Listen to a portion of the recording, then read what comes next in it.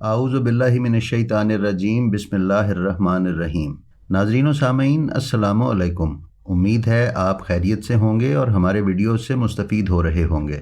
ناظرین، ہماری آج کی یہ ویڈیو ایک انتہائی خاص اور اہم موضوع پر ترتیب دی گئی ہے اور ہمیں یقین ہے کہ اس ویڈیو کے بہت سارے مندرجات سے عوام بالکل آگاہ نہیں ہیں، لہٰذا وقت ضائع کیے بغیر ہم اپنے ویڈیو کی طرف چلتے ہیں، لیکن اس کے ساتھ ساتھ آپ سے یہ گزارش کرتے چلیں کہ ہمارے نئے شروع کیے جانے والے یوٹیوب چینل آؤ تلاش کریں کو بھی سبسکرائب کر لیں اور بیل آئیکن پر کلک کر دیں تاکہ وہاں پر پیش کی جانے والی علمی اور تحقیقی ویڈیوز سے بھی آپ مستفید ہوتے رہیں۔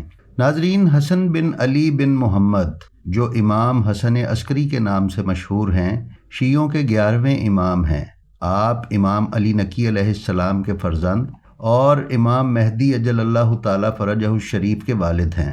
آپ کا مشہور لقب عسکری ہے۔ آپ کے دوسرے القاب میں ابن الرضا، ہادی، نقی، ذکی، رفیق اور صامت مشہور ہیں۔ امام حسن عسکری کا نسب 8 واسطوں سے شیعوں کے پہلے امام حضرت علی بن ابی طالب علیہ السلام سے ملتا ہے۔ آپ کے والد گرامی شیعہ اثنا عشریہ کے 10ویں امام امام علی نقی ہیں۔ کچھ اور اقوال کے مطابق آپ کی مادر گرامی کا نام سوسن اور اسفان یا سلیل بتایا گیا ہے، اور دوسری عبارت میں بتایا گیا ہے کہ وہ عارفہ اور صالحہ خواتین میں سے تھیں۔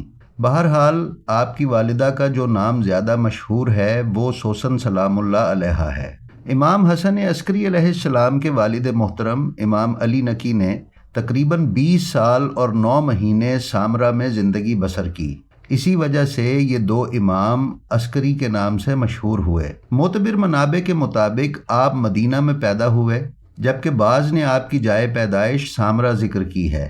کلینی اور اکثر ماخذ آپ کی ولادت ربیع الثانی 232 میں شمار کرتے ہیں، بلکہ اسے امام نے خود ایک روایت میں بھی بیان کیا ہے۔ شیخ مفید نے اپنے بعض آثار میں 11ویں امام کی ولادت کو 10 ربیع الثانی ذکر کیا ہے۔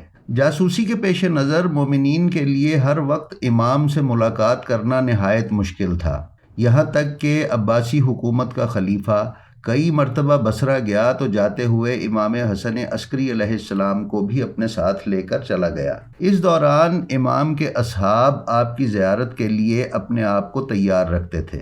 اسی سے اندازہ لگایا جا سکتا ہے کہ مومنین کے لیے امام سے ملنا کس قدر دشوار تھا کہ اسماعیل بن محمد کہتا ہے، جہاں سے آپ کا گزر ہوتا تھا میں وہاں کچھ رقم مانگنے کے لیے بیٹھا، یعنی امام کے گھر پر ان سے ملاقات ممکن نہ تھی، اور جب امام کا گزر وہاں سے ہوا تو میں نے کچھ مالی مدد آپ سے مانگی۔ ایک اور راوی نقل کرتا ہے کہ ایک دن جب امام کو دارالخلافہ جانا تھا، ہم عسکر کے مقام پر آپ کو دیکھنے کے لیے جمع ہوئے۔ اس حالت میں آپ کی جانب سے ایک رکا ہم تک پہنچا جو کچھ اس طرح تھا، کوئی مجھ کو سلام اور حتیٰ میری جانب اشارہ بھی نہ کرے، چونکہ مجھے امان نہیں ہے۔ ناظرین، اس روایت سے واضح ہوتا ہے کہ خلیفہ کس حد تک امام اور مومنین کے درمیان روابط کو زیر نظر رکھتا تھا۔ البتہ امام اور آپ کے محب مختلف جگہوں پر آپس میں ملاقات کرتے تھے اور ملاقات کے مخفیانہ طریقے بھی تھے۔ جو چیز آپ اور آپ کے شیعوں کے درمیان رابطہ رکھنے میں زیادہ استعمال ہوئی وہ خطوط تھے۔ ان عوامل پر ہم آگے چل کر روشنی ڈالیں گے۔ حکومت کی طرف سے شدید نظر بندی کی وجہ سے امام نے اپنے محبین سے رابطہ رکھنے کے لیے کچھ نمائندوں کا انتخاب کیا۔ ان افراد میں ایک آپ کا خادم خاص عقید تھا، جس کو بچپن سے ہی آپ نے پالا تھا۔ وہ آپ کے بہت سے خطوط آپ کے شیعوں تک پہنچاتا تھا۔ اسی طرح آپ کے ایک خادم جن کی کنیت ابو الادیان تھی، ان کے ذمہ بعض خطوط پہنچانا تھا۔ لیکن جو امامیہ مصادر میں امام کے رابط اور نمائندہ پہچانے جاتے تھے وہ عثمان بن سعید ہیں، اور یہی عثمان بن سعید امام حسن عسکری کی وفات کے بعد غیبت صغریٰ کے شروع میں پہلے سفیر کے طور پر اور وکیل اور امام زمانہ اجل اللہ تعالی فرجہ الشریف کے خاص نائب تھے۔ اب ہم چلتے ہیں اور دیکھتے ہیں کہ امام نے اپنے بعد امام مہدی علیہ السلام کی غیبت کے لیے لوگوں کو کس طرح تیار کیا۔ اور غیبت کی راہ کس طرح ہموار کی۔ ناظرین، امام حسن عسکری علیہ السلام کا پہلا کام لوگوں کو غیبت کے زمانے میں معاشرے کے انتظام کے لیے تیار کرنا تھا۔ امام حسن عسکری علیہ السلام کو اس امر کے آخری ذمہ دار کے طور پر چند اہم کام انجام دینا تھے۔ اول یہ کہ عوام کو شیعہ معاشرے کے انتظام و انصرام کے لیے تیار کرتے، وہ بھی ایسے حال میں کہ امام معصوم تک رسائی بہت آسانی سے ممکن نہیں تھی، اور یہ مسئلہ سب سے زیادہ اہم تھا۔ دوئم، امام حسن عسکری علیہ السلام کے سامنے سب سے اہم نقطہ یہ تھا کہ لوگ عصر غیبت میں تحمل، بردباری، صبر اور پرامن اور بقائے باہمی اور اسی اثناء میں دینداری کی مشق کر لیں اور ان امور میں تجربہ حاصل کریں، اور اپنے آپ کو ظہور کے لحاظ سے اپنے امام و سرپرست کی غیر موجودگی میں زندگی بسر کرنے کے قابل بنائیں اور انتظار ظہور کے سلسلے میں ثابت قدم رہیں۔ یہی غیبت کے لیے تیاری کا اصول ہے۔ امام عسکری علیہ السلام اپنے نائبین اور اصحاب خاص نیز خطوط و مکاتیب کے ذریعے شیعان اہل بیت کے ساتھ رابطہ کرتے تھے تاکہ لوگوں کو عصر غیبت اور امام عصر تک عدم رسائی کے زمانے کے لیے آمادہ کریں۔ امام حسن عسکری کا دوسرا کام عصر غیبت میں امام کی موجودگی بیان کرنا تھا، اور امام حسن عسکری علیہ السلام کی ذمہ داری یہ تھی کہ معاشرے اور لوگوں میں یہ یقین کامل پیدا کریں کہ غیبت کے زمانے میں بھی امام موجود ہیں، گو کہ وہ آنکھوں سے اوجھل ہوں گے۔ امام حسن عسکری علیہ السلام نے اس موضوع پر بہت زیادہ کام کیا، حالانکہ آپ عباسی حکومت کے ہاں نظر بندی کے ایام گزار رہے تھے اور خاص قسم کے بحران سے گزر رہے تھے، اور آپ کے لقب عسکری سے بھی یہ معلوم ہوتا ہے کہ آپ ایک فوجی احاطے کے اندر مقیم تھے۔ بعض لوگ لفظ عسکر کی صحیح تشریح نہیں کرتے ہیں۔ آپ جس علاقے میں مقیم تھے اس علاقے کا نام عسکر تھا، جو آج کے فوجی قصبے، ٹاؤن یا فوجی ہاؤسنگ سوسائٹی جیسا علاقہ تھا۔ عسکر بھی ایسا ہی ایک مقام تھا۔ امام حسن عسکری علیہ السلام کچھ ایسے احاطے میں محدود تھے جس میں دیدبان یعنی آبزرورز، چوکیدار، نگہبان اور جاسوس مقرر کیے گئے تھے، اور مختلف قسم کے سیکیورٹی اہلکار مقرر کیے گئے ہوتے تھے کہ وہ امام کی آمد و رفت پر نظر رکھیں۔ عباسی سلطنت بنی ہاشم میں سے 3 صدیوں کے پس منظر کے مالک ایک سنجیدہ مخالف اور رقیب اور عصمت و طہارت اور علم و دانش کے وارث کو اپنے قابو میں لانا چاہتی تھی۔ چنانچہ عوام کے ساتھ بہت معمولی اور مختصر سا رابطہ بھی ظالم عباسی حکمران کے لیے نقصان دہ سمجھا جاتا تھا، لہٰذا عباسی حکمران آپ کی کڑی نگرانی کر رہا تھا تاکہ آپ مکمل طور پر کنٹرول میں رہیں اور لوگ آپ کو کم دیکھیں، اور اگر دیکھ بھی لیں تو آپ سے کم بولیں، اور اگر بولیں تو امامت اور حکومت کے مسائل زیر بحث نہ آئیں۔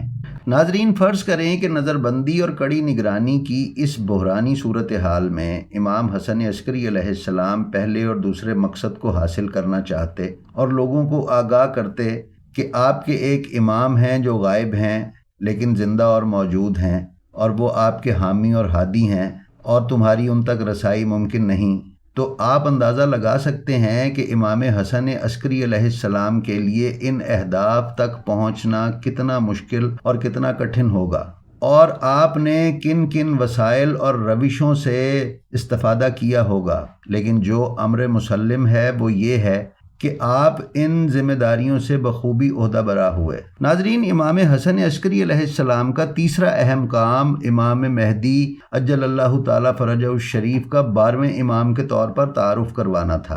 امام حسن عسکری علیہ السلام کا تیسرا اہم اور خاص کارنامہ یہ تھا کہ مومنین کو امام مہدی علیہ السلام کا بطور 12ویں امام کے تعارف کروا دیں۔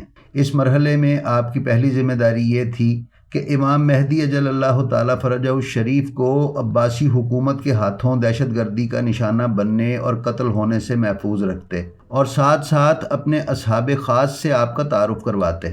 یہ امام حسن عسکری علیہ السلام کی زندگی کا دشوار ترین اور حساس ترین مرحلہ تھا، کیونکہ پہلے 2 مراحل میں کسی خاص شخص کو بطور امام لوگوں کے سامنے پیش کرنے کی ضرورت پیش نہیں آئی تھی کہ جس کو دشمن کی طرف سے کوئی جانی خطرہ ہو یا دشمن اس کو قید کر سکے۔ وہ صرف ایک نظریہ اور ایک فکر تھی، ایک اسٹریٹجی تھی۔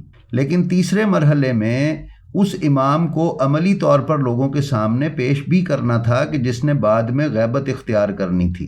یہ وہ امام تھا جس کے بارے میں عباسیوں نے اپنے درباری علماء سے بار بار سنا تھا، علویوں کے بزرگوں سے بھی سنا تھا کہ آخری معصوم شخصیت ظلم اور ظالم کا کلا کما کر دے گی۔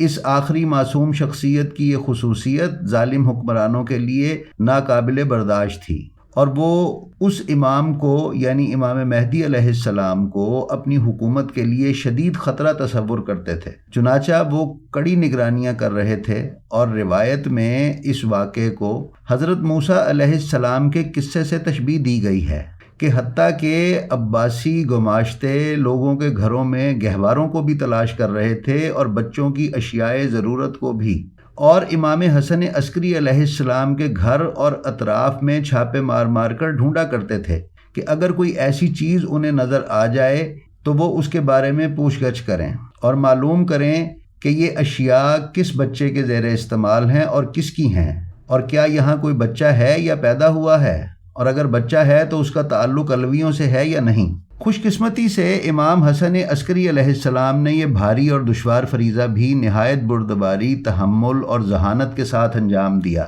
اور مختلف شہروں بالخصوص قم، رے، تہران اور کاشان وغیرہ جو کہ شیعہ اکثریتی علاقے تھے میں اپنے خاص اصحاب اور محبین کو امام مہدی علیہ السلام کا تعارف کروایا اور غیبت اور ظہور کے بارے میں آگاہ فرمایا۔ یہ کام اس گھٹن کی فضا اور دشوار حالات میں جبکہ شیعان اہل بیت عام طور پر امام حسن عسکری کے ساتھ بات چیت کرنے سے بھی محروم تھے، سر انجام دیا۔ اسی لیے اپنے پیروکاروں سے رابطہ برقرار رکھنے کے لیے آپ نے مختلف شہروں میں نمائندے مقرر کیے اور اپنے نمائندوں سے آپ رابطے میں رہے۔ عثمان بن سعید آپ کے خاص نمائندوں میں سے تھے، اور جیسا کہ اوپر بتایا گیا ہے امام مہدی علیہ السلام کے نائب کے طور پر بھی مقرر رہے۔ ناظرین، اس ویڈیو کی تیاری میں ہم نے جن کتابوں سے مدد لی ہے وہ یہ ہیں: صدوق کی اکمال الدین، طوسی کی الغیبت، طبرسی کی احتجاج، الطبرسی کی اعلام الورا، اربلی کی کشف الغمہ، اور راوندی کی الخرائج والجرائع، اور مجلسی کی بہار الانوار۔ ناظرین، امید ہے آپ کو ہماری یہ ویڈیو پسند آئی ہوگی۔ ہماری آپ سے گزارش ہے کہ ہماری اسی طرح کی علمی اور تحقیقی ویڈیوز مسلسل حاصل کرتے رہنے کے لیے ہمارے چینل بلینڈ آف ہسٹری کو سبسکرائب کر لیں اور بیل آئیکن پر کلک کر دیں۔ ساتھ ہی ساتھ ہماری ویڈیوز کے لنک اپنے عزیز و اقارب اور علمی حلقوں میں شیئر کرنا مت بھولیں۔ اپنا بہت سا خیال رکھیں۔ السلام علیکم۔